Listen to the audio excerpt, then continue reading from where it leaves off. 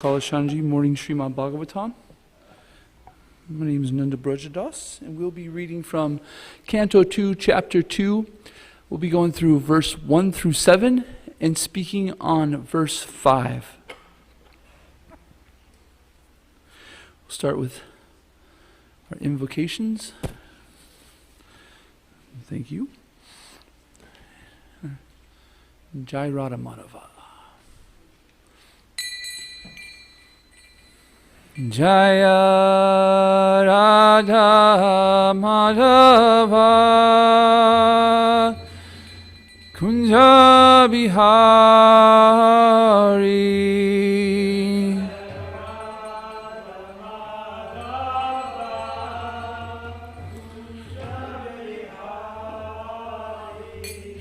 Jaya Radha Madhava Kunja Bihari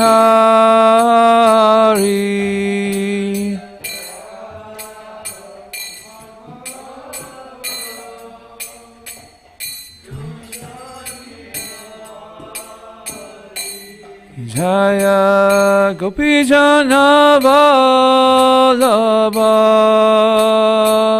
Girivaradari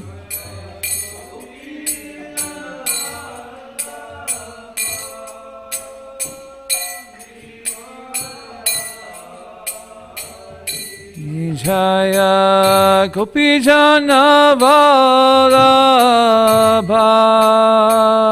Girivaradari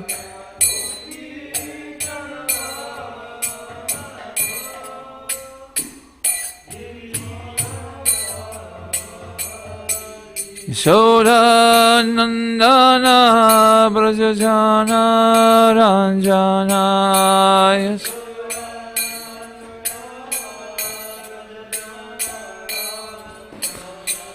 Yashoda Nandana Brajajana Ranjana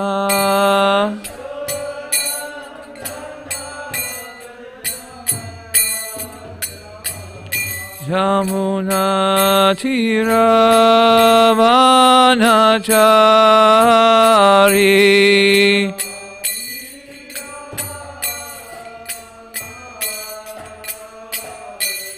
Jamuna Tiravanachari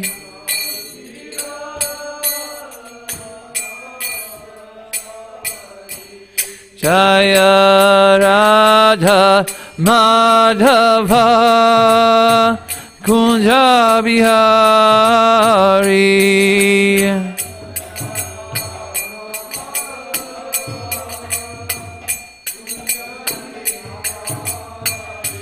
Jaya Gopijana Vallabha Girivaradari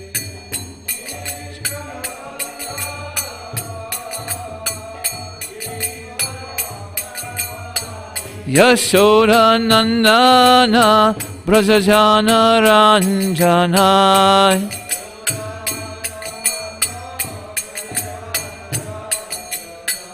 Yamuna Tiravanachari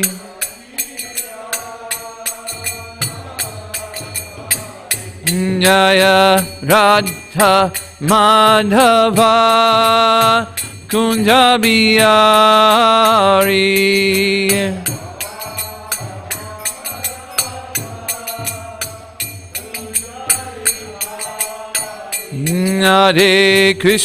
Hare Krishna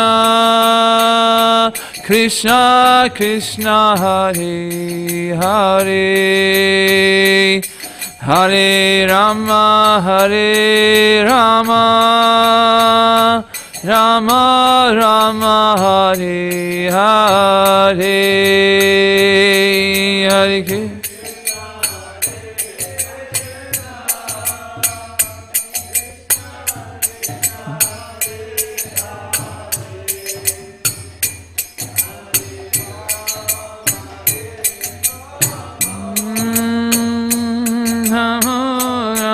Hare Hare.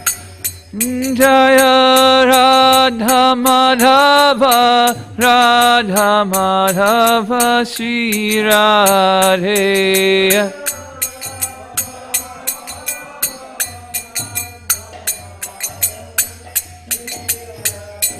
Jaya Radha Kalasanji, Radha Kalasanji Shri Radhe.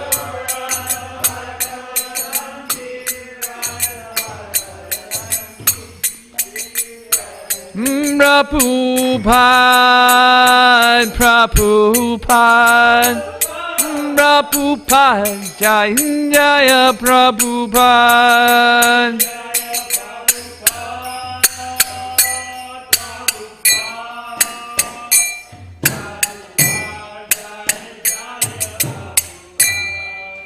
Shri Shri Radha Madhava ki jai, Shri Shri Radha Kalasanji ki jai, Srila Prabhupada ki jai.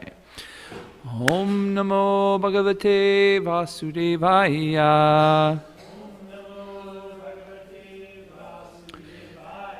Om Namo Bhagavate Vasudevaya. Om Namo Bhagavate Vasudevaya. Vasudevaya. Narayanam Namaskrityam Naram Chaiva Narottamam Devyam Sarasvatim Vyasyam Tato Jayam Yudirayat Nasta Prayasha Abreshu Nityam Bhagavata Sevaya Bhagavati Uttamasloke Bhaktir Bhavati Naistaki Omigantamarandasya Gananjana Salakaya Shakshuranmalitam Yena. Oh my gosh. Tasmai Shri Guruve Namah. Woo. Okay. Canto 2. So this is the start of a new chapter. Canto 2, Chapter 2. We just spoke about the first steps of God realization, and now we're going to the Lord in the heart. Okay. First text. Drissa, that microphone's working right there. Would you mind, or having somebody on the table speak translation number 1?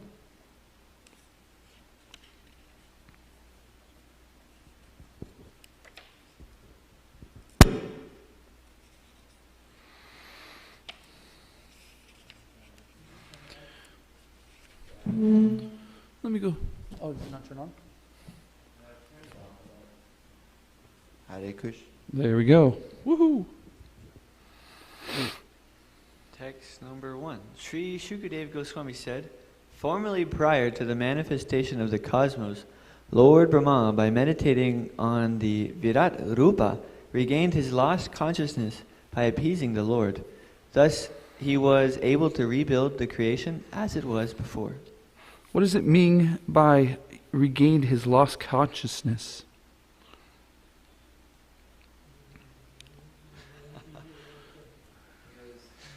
No? Yeah, he forgot. He's forgetful. Who is Lord Brahma? Creator. Yes, creator of the universe, right? In control over the mode of passion. So much responsibility, right? Wow. And even Lord Brahma becomes forgetful.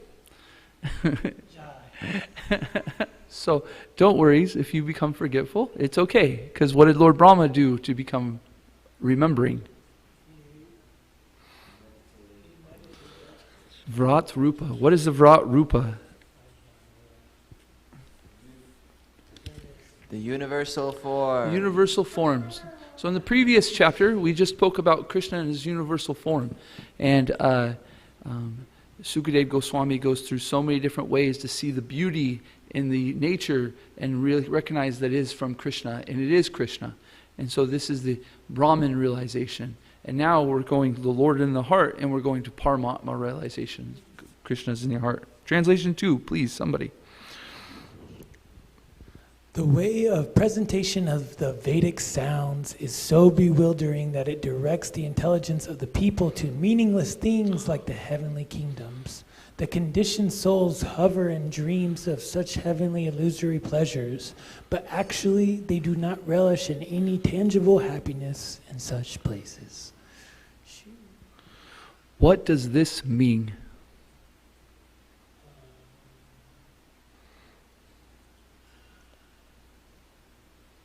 Have you ever heard of the phrase, the flowery words of the Vedas?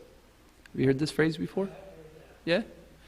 Yeah, this is similarly speaking about the flowery words of the Vedas. The Vedas are speaking on knowledge, right? Not all knowledge. We could literally fill up the Vedas with, it's actually uncomprehendable, but we could say, this whole complex, like 3 of them, I mean, actually that's not even like accurate, The point is, I'm trying to explain is, the Vedas or knowledge is so vast. And in the Vedas is so many different understandings. And somebody who was reading the Vedas without a spiritual master who's guiding them towards the ultimate purpose of life could easily become distracted by so many things in the Vedas. And for one thing, right, Sukadeva Goswami is saying right here, is that they could become attracted to the meaningless things like the heavenly kingdoms. We hear heavenly kingdoms and we're like, wait a minute, what? That sounds fun. That sounds nice. But Sukadeva Goswami is saying that, the Vedas are going to can even become bewildering and speaking and get people attracted to heavenly kingdoms. The conditioned soul hovers in the dreams of such heavenly illusions. Oh, what would it be like? Oh, how life would be so grand, right? But actually they do not relish any tangible happiness in such places. Why does the spirit soul not relish any tangible happiness in such places?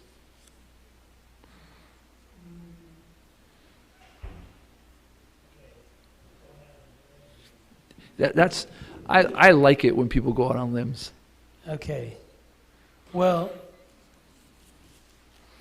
if there's no bhakti, then our soul may not be fully pleased. I don't know if they can have bhakti on heavenly kingdoms. But what is bhakti attracting us to? The Supreme Lord. The Supreme Person, who is by nature completely everything. Say what? Everything? I don't know. He's everything, but he's completely spiritual, Satchidananda, right? So the heavenly planets aren't spiritually natured. They are material nature still. However, we understand that through bhakti we can take material nature and transfer it to spiritual nature, right? But the point is that because it's of material nature, there's 4 things that ultimately the spirit soul just is like a fish out of water when we experience these things. Can you name one, Drista? What thing? 4 things, the 4 miseries of material nature, that are of material nature that we can't, because of these things. Birth, right? Okay, that gets the ball rolling. What? Birth? Death. Old age. And? And? Birth, death, old age, and Govinda? Disease. Even in the heavenly planets, these 4 things are coming. So we can't ultimately be happy because we're like a fish out of the water when we're in these situations. Okay, number 3, please. For this reason, the enlightened person should endeavor only for the minimum necessities of life, while in the world of names. He should be intelligently fixed and never endeavor for unwanted things, being competent to perceive practically that all such endeavors are merely hard labor for nothing. This is an interesting saying, minimum necessity of life, while in the world of names. So, interesting. What does that mean? Any thoughts?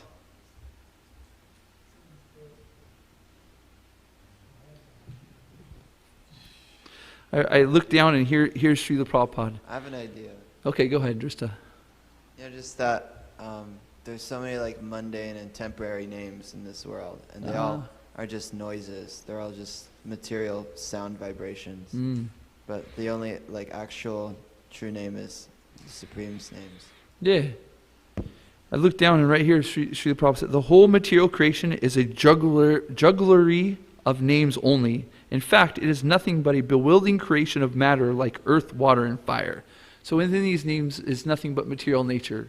Things like, it's kind of hard to understand that even in these names are only the products of this earthly planet, like earth, fire, wind, air, and water, ether.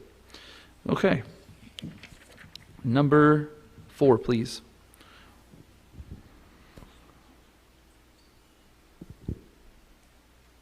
When there are ample earthly flats to lie on, what is the necessity of cots and beds? When one can use his own arms, what is the necessity of pillow? When one can use the palms of his hands, what is the necessity of variety of utensils? When there is ample of covering or the skins of trees, what is the necessity of clothing? Charani Diksha Prasanti. What is the word? Sanskrit? Yeah. Of this verse? Yeah. Tiranihi. Satyam kishatu kima kishpo prayasher. Go ahead. Okay. Satyam Kishto. What is that? I forgot the verse. Kim kashpo prayasyer. Bahu. Bahur Sikshadihi. Kim upabanere kim. Yes. Satyanjalo kim. Puradanya patra. Digvalabalyadyo sati kim dukaya. Hey, Digvalad means you have a bark of trees. Why are you in the clothes?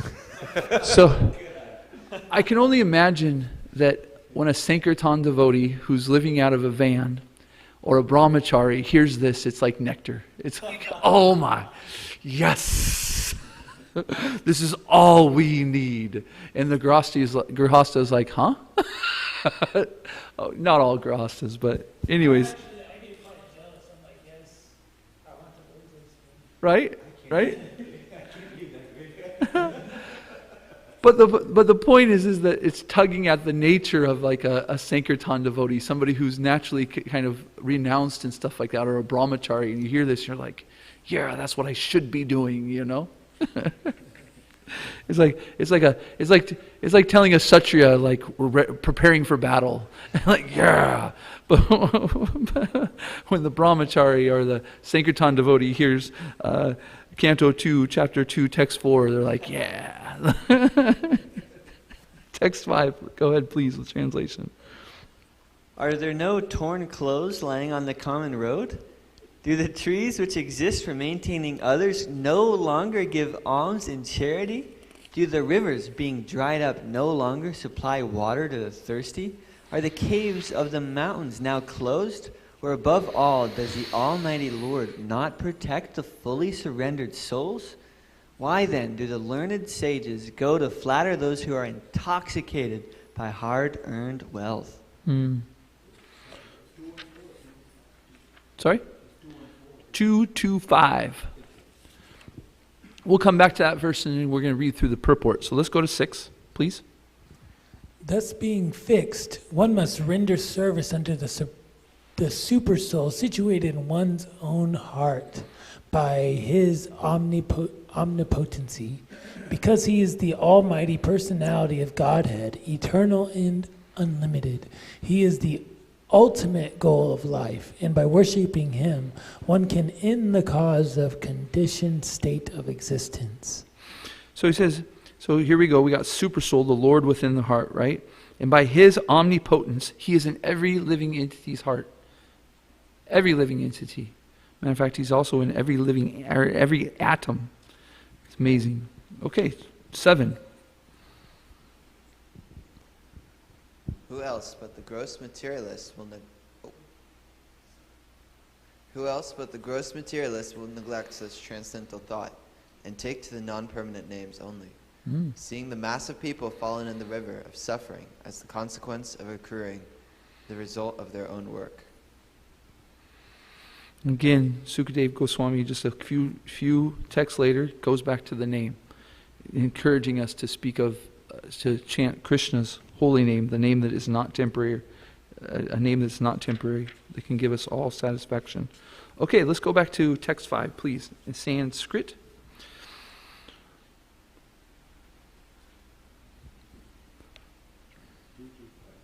(225) Sanskrit chiranti hi kati nashanti dishanti bhiksham na eva angri parad prit sarito. So that's it. Chirani kim pati nashanti dishanti bhiksham na eva angri paraprit sarito api ashushana ruddha guhakim ajito avatina upashanam kashmad bhajanti kavayo duramada bhuttam. Prabhu, would you mind going one line at a time so everybody can repeat and we can all enjoy this Sanskrit? Chirani kim pati nashanti Kim pati santi dishanti bhiksham na e angrati paraprit vishanti bhiksham navapriya parabrat sarito api ashushana sarito piya shashyanan ruddha guhakim pradhuva guha kim ajito avatina upashanan ajito vati nopashananan kasmad bhajanti kavayo dhanadurmad andham kasmad bhajanti kavyo dhanadam radhanana. I believe this is, the meter goes,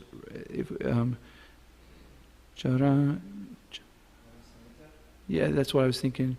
Charani kim patita satanti dashanti bish. The reason I'm breaking it, Prabhu, because just go ahead. the reason I'm breaking this because there is every verse is chirani kim patina shanti, means then dishanti bhiksham. So every verse is a meaning. But are there any torn chiranti hi kim patina shanti means there is are there any torn clothes? Chiranti hi patina shanti. Pati means on the way. Is there any torn clothes? So I'm just period over there. Very nice. Bhiksham, Okay. So, charani kim patina satanti jasanti bhashaksham. Oh, that's just so you give the kim patati nati bhashanti bhiksham charani kim pati sanasanti dashani bhiksham.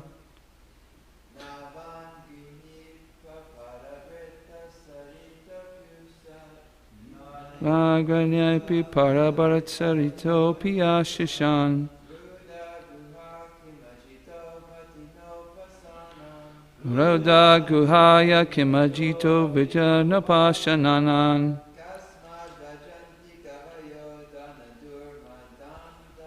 Kasmad bhajanti kaviyo danadur madanyan. Anybody else like to repeat? Chant?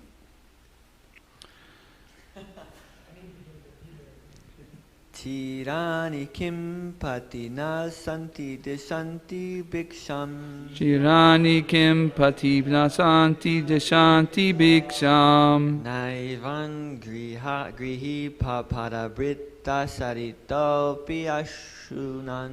Naganari parabrita saripi asushan. Rudha guha kim ajito vati no pasanam. Ruda guha kim ajito vati napashananan. Kasmad bhajanti kavayo danadur madandan. Kasmad bhajanti kavayo danadur madadanan. Charani kim patina santi tisanti bhiksham. Charani kim patipana santi dishanti bhiksham. Naivan gripa paraparata saroti piyasuyan.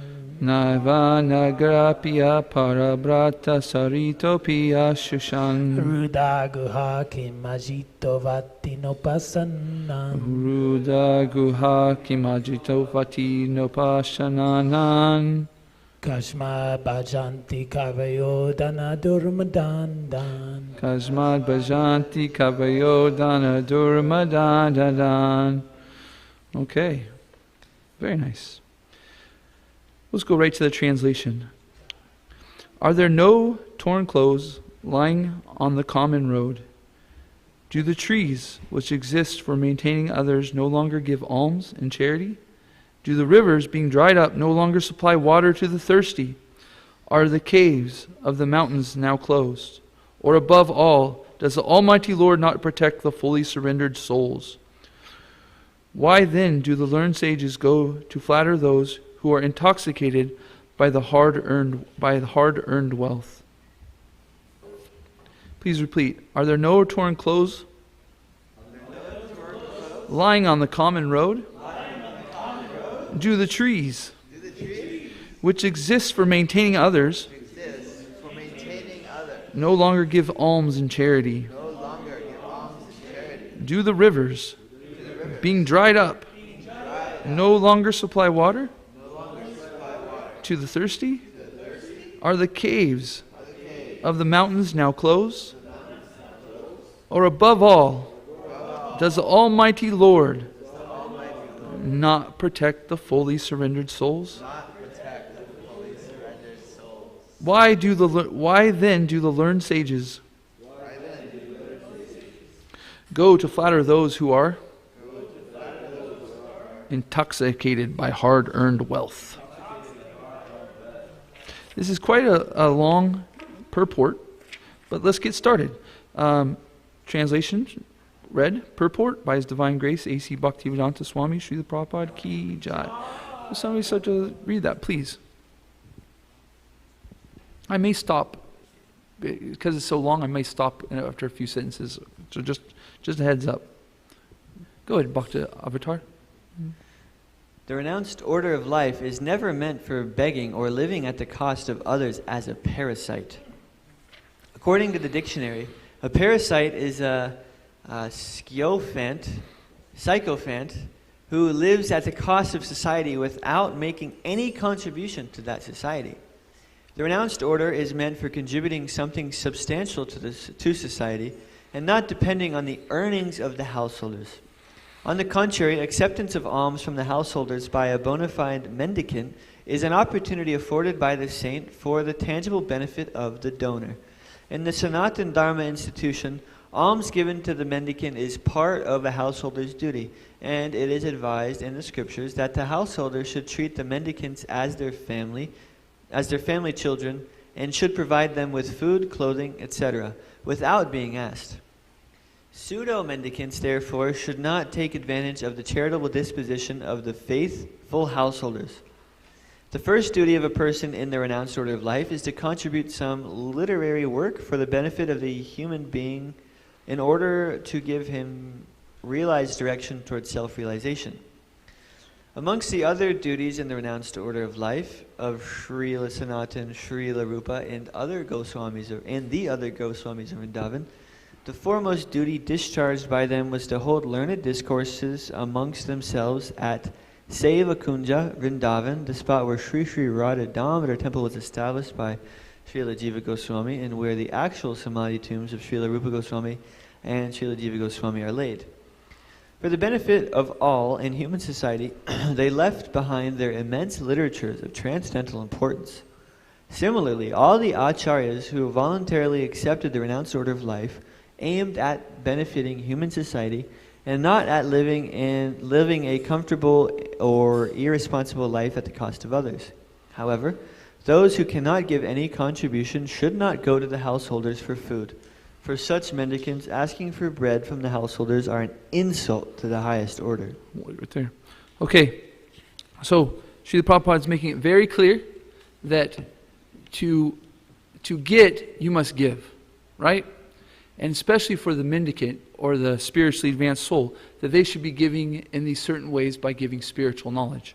What is the ways that Srila Prabhupada said already, ways that a mendicant or a spiritually realized person should be giving their own charity, or how should they be helping society?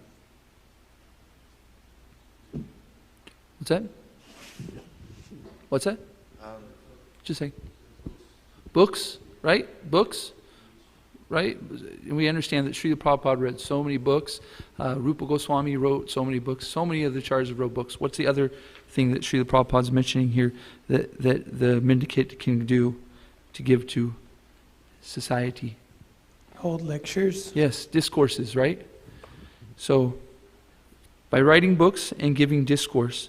And by that, we can understand that nobody, everybody's duty is to give, like I mentioned before, and we're giving in different ways. And the mendicant, or the spiritually advanced soul, is giving in the ways of spiritual knowledge. And therefore, the householder who's engaged in work for their family and maintaining should also give part of that work to the people who are giving spiritual knowledge. So it's actually a very nice system of working together so that people can become spiritually advanced. Because when the householder gives to the mendicant or the spiritually advanced person, they're actually getting purity from that. And then not only are they giving that charity, but they're also receiving the spiritual knowledge. Okay, go ahead. Would somebody else like to continue with Sukadev Goswami? Sukadev Goswami gave this warning especially for the mendicants who adopt this line of profession to solve their economic problems. Such mendicants are in abundance in the age of Kali. When a man becomes a mendicant, willfully or by circumstances, he must be of firm faith and conviction that the Supreme Lord is the maintainer of all living beings everywhere in the universe. Why, then, would he neglect the maintenance of the surrendered soul who is % engaged in the service of the Lord? A common master looks to the necessities of his servant, so how much more would the all-powerful, all-opulent Supreme Lord look after the necessities of life for a fully surrendered soul? The general rule is that a mendicant devotee will accept a simple small loincloth without asking anyone to give it in charity. He simply salvages it from the rejected torn cloth thrown in the street. When he is hungry, he may go to a magnanimous tree which drops fruit, and when he is thirsty, he may drink the water from the flowing river. He does not require to live in a comfortable house, but should find a cave in the hills and not be afraid of jungle animals, keeping faith in God who lives in everyone's heart. The Lord may dictate to tigers and other jungle animals not to disturb his devotee. Haridas Thakur, a great devotee of Lord Sri Chaitanya, used to live in such a cave, and by chance a great venomous snake was a co-partner of the cave. Some admirer of Thakur Haridas, who had to visit the Thakur every day, feared the snake and suggested that the Thakur leave that place. Because his devotees were afraid of the snake and that they were regularly visiting the cave, Thakur Haridas agreed to the proposal on their account. But as soon as this was settled, the snake actually crawled out of its hole in the cave before everyone present and left the cave for good. By the diction of the Lord, who lived also within the heart of the snake gave preference to Haridas and decided to leave the place and not disturb him. So this is the tangible example of how the Lord gives protection to a bona fide devotee like Thakur Haridas. According to the regulations of the Sanatana Dharma institution, one is trained from the beginning to depend fully on the protection of the Lord in all circumstances. The path of renunciation is recommended for acceptance by one who is fully accomplished and fully purified in his existence. This stage is described also in the Bhagavad Gita 16.5 as Daivi Sampat. A human being is required to accumulate Davi Sampat or spiritual assets. Otherwise, the next alternative, Asuri Sampat or material assets, will overcome him disproportionately. And thus one will be forced into an entanglement of different miseries of the material world. A sannyasi should always live alone without company, and he must be fearless. He should never be afraid of living alone, although he is never alone. The Lord is residing in everyone's heart, and unless one is purified by the prescribed process, one will feel that he is alone. But a man in the renounced order of life must be purified by the process. Thus he will feel the presence of the Lord everywhere, and he will have nothing to fear, such as being without any company. Everyone can become a fearless and honest person if his very existence is purified by discharging the prescribed duty for each and every order of life. One can become fixed in one's prescribed duty by faithful oral reception of Vedic instructions and assimilation of the essence of Vedic knowledge by devotional service to the Lord. Thank you. The sum bonum of these 7 verses in this purport, you can understand that simple living and high thinking. Srila Prabhupada coined this phrase, simple living, high thinking. Even the animals, the birds, the insects, are getting their needs met. Some people, some atheists would say, or they say, by instinct, the bird knows where to fly, or the fish, the salmon knows exactly where to go, where it was born, or it knows exactly where food, or the ants know by instinct. We call this instinct, right, in science. But the fact of the matter that is Krishna, is Paramatma, is within the heart, giving direction even to the ant, even to the fish, and even to the bird. So what to speak of us who have some intelligence and able to give some appreciation to the Lord for the things that He's providing for us. So there is no worry. There is no need for over-endeavoring for things. Does this mean that somebody should not work, that they should sit back and do nothing? No. That would also be disingenuous to their own self. Because in this world we must work, and intrinsically we must serve. And so in the service that we do, you can see we have our natural instincts. There's so many people doing so many things. But often what we do is, within that work, we cause so many distresses in that because it gives us some importance. If I have to try really hard at this, it must mean that I'm important. Because it's, I'm putting so much effort. And that's okay. But when somebody focuses and turns their focus on, I'm going to work hard for Krishna, then actually what happens is over time, it doesn't become so hard, it becomes enjoyable, and it's no longer work. You're like, oh, this is my nature, this is my enjoyment, this is what I do. Therefore, I don't even have to work hard. I get up automatically because this is the thing that makes my heart sing.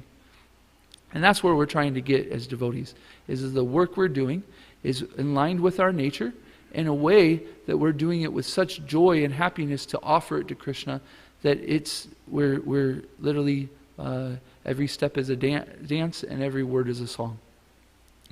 So we got 8:24. Is there any questions, comments, concerns, thoughts? Please, Bhakta Avatar Prabhu. I have a question.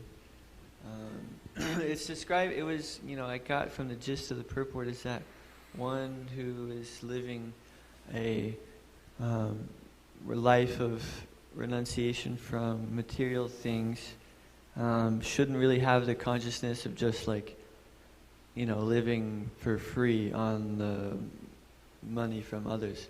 So I'm just curious, sometimes when we're out preaching, maybe you meet a really favorable person and you may say, hey, have you ever thought about, living in a temple, free food and free rent? So sometimes that's our first line of introducing this to other people. And then is that bad to say that? Because now that's maybe their first thing is, man, I'm struggling, I don't have to pay anything and I can eat for free. So you said free food and what? Free food, free rent. Free rent. Yeah. Right? Okay. So our free food isn't just free food. It's free prasadam.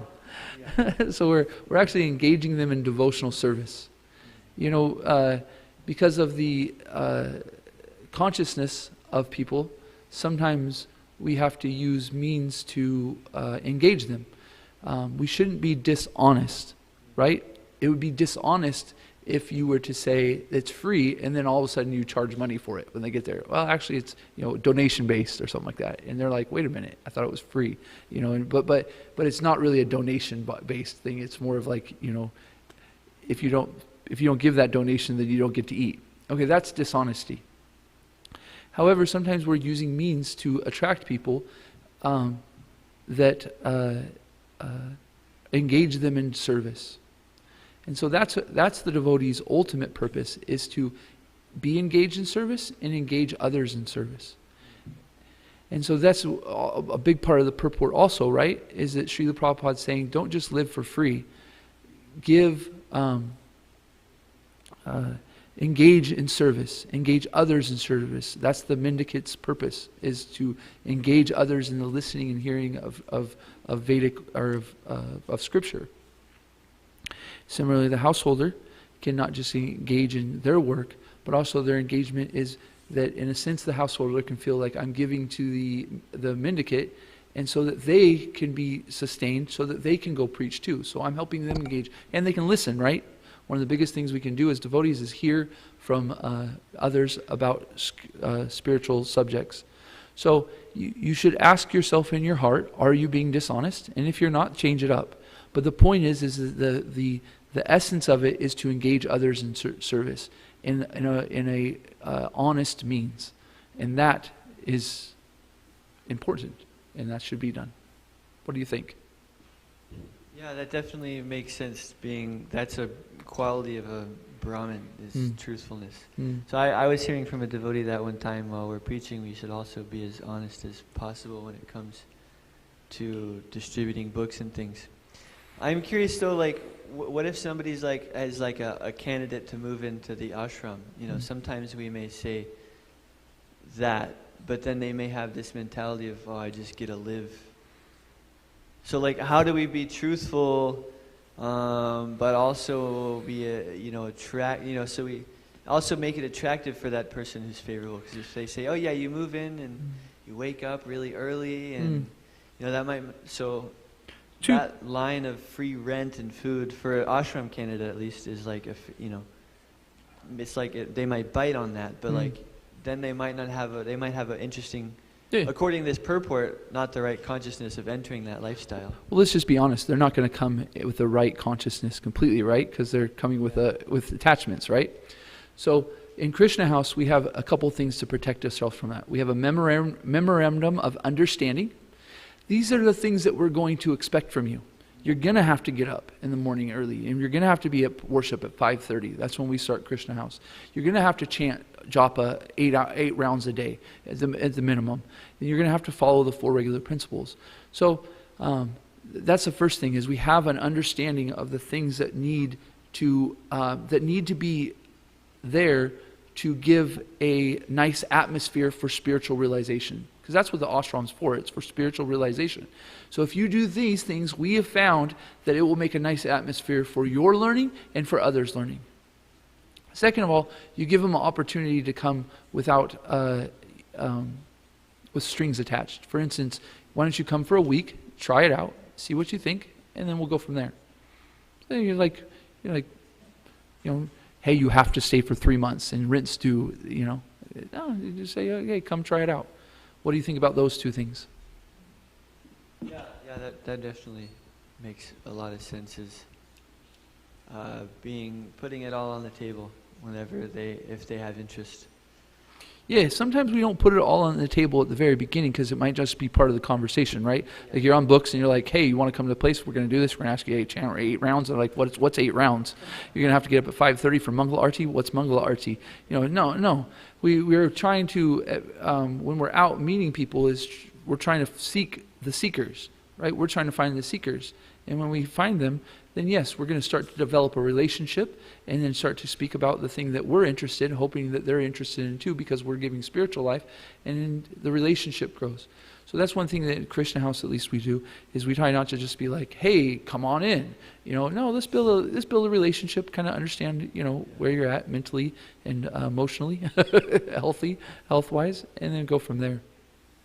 Not that it doesn't happen where people come like, hey, I want to move in, We've started this program called Monk for a Weekend. So we give people an opportunity to come Saturday and Sunday, and then they kind of get a little taste of what's going on. Yeah.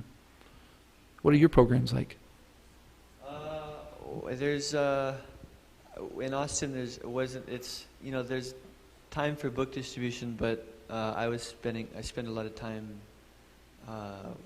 doing artis and stuff. So I didn't have such like a preaching. Bigger picture preaching like that. So what do you do? What do you do now? Right now, I'm actually I'm moving to New Dwarka. New Dwarka. Yeah. Okay.